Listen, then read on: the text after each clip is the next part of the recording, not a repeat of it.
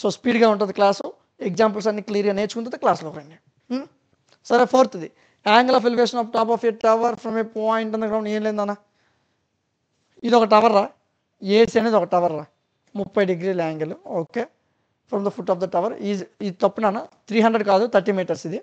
Find the height of the tower, tower యొక్క height అడిగాడు. ఏం లేదురా, ఇక్కడ నేను ఖాళీగా ఉన్నాను, ఏడ్ చేస్తాను మరి, ఇక్కడి నుంచి టవర్ పైకి చూస్తున్నాను 30 డిగ్రీల యాంగిల్లో, ఆ టవర్ యొక్క హైట్ ఎంత కనిపెట్టరా బాబు అని అడిగాడు. నాకు టవర్ యొక్క మధ్య దూరం 30 మీటర్లు, టవర్ హైట్ని నేను కనిపెట్టాలా, ఇది క్వశ్చన్. సింపుల్. ఏ అనేది టవర్ యొక్క టాప్, బి అనేది నేను ఎక్కడైతే ఉన్నానో అక్కడ foot of the tower, C అనేది place of the observer. Okay, so distance between B and C, వీళ్ళిద్దరి మధ్య డిస్టెన్స్ 30 మీటర్లు. అయితే నాకు దీని యొక్క హైట్ కావాలా, దాన్ని హెచ్ అనుకున్నాను. నెక్స్ట్, సో యాంగిల్ ఏసీబీ ఎంత ఇచ్చాడు, యాంగిల్ ఎంత ఇచ్చాడు అన్న, ఎంత యాంగిల్ చూస్తున్నాను నేను, 30 డిగ్రీస్ యాంగిల్లో చూస్తున్నాను. ఓకే, ఈ ట్రయాంగిల్ ఏబిసి, యాంగిల్ బి 90 డిగ్రీలు. పదే చెప్పను, ఇక్కడ యాంగిల్ ఏదైతే ఉంటుందో అదే యాంగిల్ అన్న, 90 డిగ్రీస్ యాంగిల్ ప్రతి దానిలో ఉంటుంది. 90 డిగ్రీలు, వాడు వచ్చింది 30 డిగ్రీస్. ట్యాన్ 30 తీసుకున్నాను. సో ట్యాన్ అంటే opposite by adjacent. So opposite అంటే ఏబి, ఎడ్జసెంట్ అంటే BC, AB by BC, AB by BC. Tan 30 అంటే 1/√3. వాల్యూలు మీకు రావాలా, tan values, sine values, cos values, cot values ఇవన్నీ మీకు రావాలా.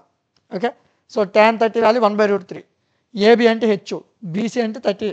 మీకు నచ్చినట్టు చెప్పేది హెచ్ అనొచ్చు. ఇదిగోండి, బీసీ వాల్యూ 30, హైట్ కాబట్టి హెచ్ అనుకున్నాం, హెచ్ బై 30.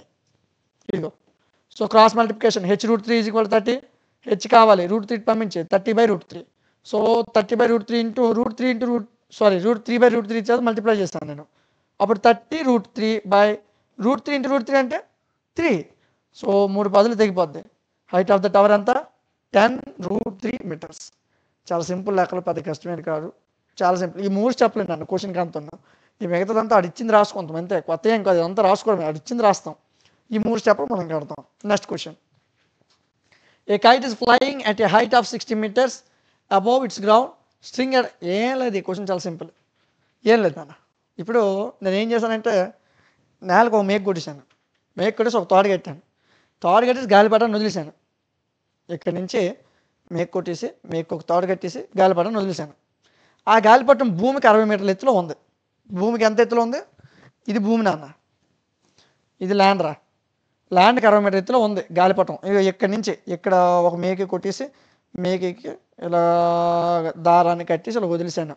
ఇక్కడ ఉంది కైట్, ఇక్కడ ఉంది గాలిపటం, ఇలా ఎగురుతుంది, 60 మీటర్లు ఉంది. అయితే ఆడికి ఏటి కావాలా, ఈ దారం పొడవు కావాలా, ఆడికి ఏటి కావాలా, ఆ దారం పొడవు కావాలంతే. ఏముంది, ఇక్కడి నుంచి నేను కైట్ని వదిలేశాను, అంటే గాలిపటం వదిలేశాను, అది భూమికి 60 మీటర్ల ఎత్తులో ఉంది. అయితే ఈ తాడు దూరం ఎంతరా అని అడిగాడు అంతే. మనకి చాలా సింపుల్, ఈజీగా చూడనా. ఏ అనేది కైట్ ఎక్కడ ఉందో దాని ప్లేస్ అన్న, let A B the place of kite. Next, B అనేది గ్రౌండ్కి అంటే కైట్కి గ్రౌండ్కి మధ్యన డిస్టెన్స్ బి అనేది. సి అనేది ఆ తాడు, సి అనేది ఏంటన్న, ఆ తాడు నాన్న. ఓకేనా, సరే చూద్దాం, ఇప్పుడు చూద్దాం. సో ఎంత ఎత్తులో ఎగురుతుంది, 60 మీటర్లు. ఎంత యాంగిల్తో ఎగురుతుంది మరొకసారి చెప్పడం మర్చిపోయాను. ఎక్కడి నుంచి తాడు ఇలాగ ఎగరేస్తాను కదా, ఆ తాడుకి భూమికి ఉన్న యాంగిల్ అంతా 60 డిగ్రీలు. అయితే అడిగి ఏంటి కావాలా, తాడు కావాలా. సింపుల్ లెక్క, ఏబిసి తీసుకో, యాంగిల్ బి ఆల్రెడీ తెలుసు 90 డిగ్రీలు, వాడిచ్చాడు 60 డిగ్రీలు. సైన్ 60 తీసుకో, సైన్ అంటే ఏంటన్నా, సైన్ అంటే ఏం కావాలా, సైన్ 60 ఇక్కడ ఉంది. సైన్ అంటే opposite by hypotenuse, opposite hypotenuse, AB by AC, AB by AC. Sine 60 value √3/2, AB value 60, ఇదిగోండి by AC. Cross multiplication 60 120, √3 AC. So నాకు ఏసీ మాత్రమే కావాలా, √3 కిందకి వెళ్ళిపోద్ది డివిజన్లోకి. So AC is equal to √20/√3. దీన్ని ఎలా వదిలిస్తే బాగోదురా బాబు అని చెప్పి ఏం చేశానంటే √3/√3 చేత మల్టిప్లై చేశాను. సో అప్పుడు 120√3/3, 340 తెగిపోద్ది. So AC is equal to 40√3 metres. అంతే, అది కరెక్ట్గా చాలా సింపుల్, వెరీ ఈజీ. ఇక్కడ వరకు అంతా ఇచ్చింది రాసావు, ఇక్కడి నుంచి సైన్ కాస్ ట్యాన్ ఏటి తీసుకుంటున్నావు గుర్తుపెట్టుకుంటూ తీసుకోవడం అంతే, very simple. Sine cos tan అలా కట్టాలు తీస్తే చాలు. నెక్స్ట్ ప్రాబ్లం, అది అసలైన ప్రాబ్లం ఇప్పుడు మొదలయ్యాయి. ఇంతవరకు చెప్పిన జుజీబీ లెక్కలు, షార్ట్ ఆన్సర్లు, ఇవి లాంగ్ ఆన్సర్లు, ఇవి కూడా జుజీబీ లెక్కలే, పెద్దవేం కాదు, వెరీ సింపుల్. జాగ్రత్తగా వినండి అన్న, ఓకేనా. సరే, ఏం లేదురా నాన్న, ఇక్కడ ఏం చేశానంటే ఇక్కడ ఒక మనిషిని ఊహించుకో, నేనే అనుకో, ఏ 1.5 మీటర్స్ టాల్ బాయ్, 1.5 మీటర్లు టాల్ బాయ్ నేనే. ఓకే, నా ఎత్తు ఎంతనన్నా 1.5 మీటర్స్. ఈ standing at some distance for a 30 metres tall building. So సరే, మనిషి నేనే 1.5 మీటర్లు ఎత్తున్నాను, టాల్ బిల్డింగ్ నా ముందు ఒక బిల్డింగ్ ఉంది, ఆ బిల్డింగ్ యొక్క హైట్ ఎంత 30 మీటర్లు. చూడు బిల్డింగ్ యొక్క హైట్ ఎంత, బిల్డింగ్ యొక్క హైట్ ఎంత 30 మీటర్లు. ఇక్కడ మనిషి నేనే, నా హైట్ ఎంత 1.5 metres. Okay, the angle of elevation from his eyes to the top of the building. ఇలా ఉండనా, ఇలా నిలగొనకుండా బిల్డింగ్ పైకి చూసాను ఇలాగా, ఈ యాంగిల్ ఎంత అంటే చూడు 30 degrees. ఈ యాంగిల్ ఎంత 30 degrees. సరే కదా, ఇల్లు బాగుందిరా నాయన అని చెప్పి ఇలా ముందుకు నడిచాను, ముందుకు నడిచి ఇలా చూశాను, అప్పుడు ఈ యాంగిల్ ఎంత 60 degrees.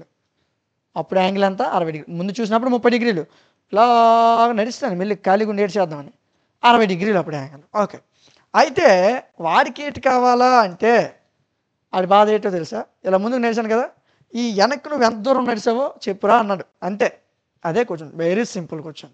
ఒక బిల్డింగ్ ఉంది, బిల్డింగ్ని ఇలా చూశాను, బాగుందిరా నాయన అని చెప్పి కొద్దిగా ముందుకు నడిచాను, అయితే నువ్వు ఎంత దూరం నడిచావో చెప్పురా బాబు అని అడిగాడు క్వశ్చన్. Very simple question. సరే చూద్దాం, బిల్డింగ్ హైట్ 30 మీటర్లు, నా హైట్ 1.5 మీటర్స్, బిల్డింగ్కి నాకు మధ్య దూరం తెలియదు, డి అనుకున్నాను. నెక్స్ట్,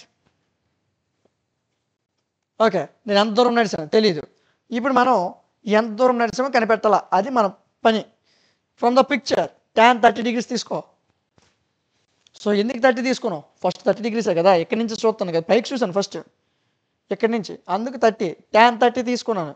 సో యాక్చువల్గా నాన్న ఇక్కడ నేను బిల్డింగ్ ఇలా చూసానా, సో ఇప్పుడు నా ఎత్తు బిల్డింగ్లో పోతుంది కదా, బిల్డింగ్ 30 మీటర్లు ఓకేనా, నా ఎత్తు 1.5 మీటర్లు, నేను ఇలా చూశాను. సో ఇక్కడ లెంత్ ఇది పోతుంది, ఈ లెంత్ పోను పైన ఎంత మిగులుతుంది 1.5 పోతే 30 నుంచి 28.5 మిగులుతుంది పైన. సో ఆ 28.5 ఇక్కడ రాశాను, ఇది కూడా ఓకేనా. సో ఇప్పుడు tan 30 అడిగితే 28.5 బై tan 30 అంటే ఆపోజిట్ బై ఎడ్జసెంట్. ఈ ఎడ్జసెంట్ దూరం ఎంత, నాకు ఉన్న బిల్డింగ్కి దూరం ఎంత తెలీదు, డి అనుకున్నాను, ఆ డిఏ రాశాను ఇక్కడ, ఇదిగో ఇదిగో డి. ఓకే, tan 30 వాల్యూ 1/√3 అన్న 28.5 by D. Cross multiplication D is equal to 28.5 into √3 metres. Clarity వచ్చిందా. సో నాకున్న బిల్డింగ్ మధ్య దూరం ఎంత 28.5 ఇంటూ √3 మీటర్స్. ఓకే, బాగుందిరా బాబు, కానీ నాకేంటి కావాలా, అసలు నేను ఇలా చూసుకుని నడిచాను కదా, ఆ దూరం ఎంత, వెనక్కి ఎంత దూరం నడిచాను అది కావాలా. సో tan 30 కట్టాను, ఇప్పుడు ముందుకు వచ్చాను కదా, ఇక్కడ యాంగిల్ ఎంత tan 60, అది కడదాం. tan 60 కట్టాను 28.5 మీటర్స్. దాని ఒక మాట చెప్పు, ఇక్కడి నుంచి అక్కడికి దూరం ఎంత డి, నడిస్తాను, వెనక్కి డిస్టెన్స్ని ఎక్స్ అనుకున్నాను. ఇప్పుడు టోటల్ డిస్టెన్స్ ఎంత కరెక్ట్గా అబ్జర్వ్ చేయి, ఎక్కడి నుంచి బిల్డింగ్కి డిస్టెన్స్ డి, నేను కొంత దూరం నడిస్తాను ఎక్స్ డిస్టెన్స్. సో ఇప్పుడు నాకు ఈ డిస్టెన్స్ ఎంతో తెలియాలి అంటే ఏం చేయాలి, మొత్తంలో నుంచి ఆ ఎక్స్ని తీసేయాలి, డి మైనస్ ఎక్స్ తీసిస్తే ఈ మిగతా వాల్యూ నాకు తెలిసిపోతుంది. అర్థమైందా, ఇక్కడి నుంచి బిల్డింగ్ వైపు నేను నడుస్తున్నాను, కొంత దూరం నడిచాను, వెనకున్న వాల్యూని ఎక్స్ అనుకున్నాను, మొత్తం వాల్యూ డి. అయితే ఇక్కడ నాకు ఇంక ముందు ఎంత మిగిలింది డి మైనస్ ఎక్స్, డిలో నుంచి ఎక్స్ని తీసామనుకో ముందు ఎంత మిగిలింది ఆ వాల్యూ తెలిసిపోతుంది. ఓకేనా. సో అందుకు డి మైనస్ ఎక్స్ తీసుకున్నాను. tan 60 degrees D minus X by same value D 28.5 by D minus X, tan 60 value √3 అన్న.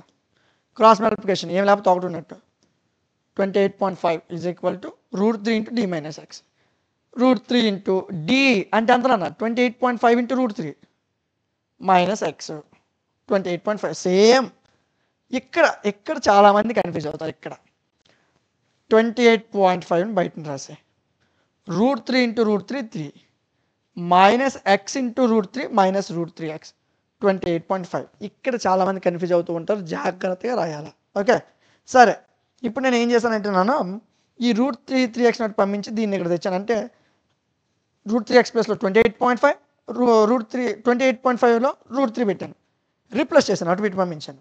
So √3x is equal to 3 into 28.5 minus 28.5. ఇది అర్థమైందా మరొకసారి, 28.5 into 3 minus √3x is equal to 28.5. ఇది మనకున్నది value. ఇప్పుడు ఈ √3x not పంపించాను. So 28.5 into 3 minus 28.5 is equal to √3x. ఎంతనా? ఈ వాల్యూ అటు వెళ్ళిపోయింది, ఆ వాల్యూ ఇటు వచ్చింది అంతే, ప్లేస్లు మ్యారేజ్, ఇంతకు మించి ఏమైపోలేదు. సో సో ఇక్కడ చూడండి 3 ఇంటూ 28.5 మైనస్ 28.5, 3 అరటిపళ్ళు నుంచి ఒక అంటిపండు పోతే ఎంత? 2 అరటిపళ్ళు మిగులుతాయి. సో 3 28.5 నుంచి ఒక 28.5 పోయింది, అప్పుడు 2 మిగులుతాయి. 28.5 into 2 57. So √3x is equal to 57. ఈ x అంటే 57/√3. సో దీని అప్రాక్సిమేట్ వాల్యూ 32.908 మీటర్స్. సో నేను ముందుకు నడుస్తాను కదా, నా వెనక దూరం ఎంత? 32.908 మీటర్స్. నా వెనక దూరం ఎంత? 32.908 మీటర్స్. అదే కదా అడిగాడు ఎగ్జామ్ క్వశ్చన్లో మనకి, నువ్వు ఎంత దూరం నడిచావు చెప్పురా బాబు అన్నాడు. So 32.908 metres.